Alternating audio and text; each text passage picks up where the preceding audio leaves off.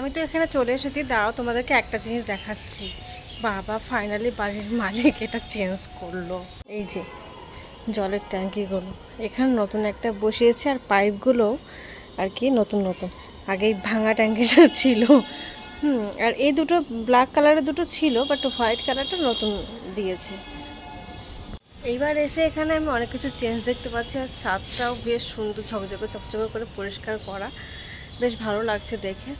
আর ওই দেখো রজনীগন্ধা, আমি শর্ট ভিডিওতে আমি আপলোড করে দিয়েছি, মানে দেবো আর কি, তো একটু কাছে থেকে দেখিয়ে দিয়ে দাঁড়াও। এই যে রজনীগন্ধা, এখন থেকেই আমি গন্ধ পাচ্ছি, মানে গন্ধ আমি পেয়ে যাচ্ছি।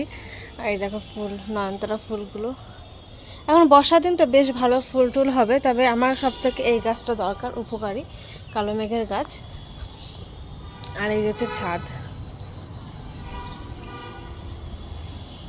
আর এই বিল্ডিংয়ের কাজটা যে কবে শেষ হবে, মানে সারাদিন ঠক ঠক ঠক ঠক আওয়াজ থাকে, এই রুমের ভেতরে থাকতে পারি না, এরকম হচ্ছে ব্যাপারটা। ফোনটাকে না একটা জায়গায় সেট করেছি যাতে তোমরা আমাকে ভালোভাবে দেখতে পারো। এইভাবে ধরে কথা বলতে না আমার তো হাত ব্যথা হয়, তারপরে আবার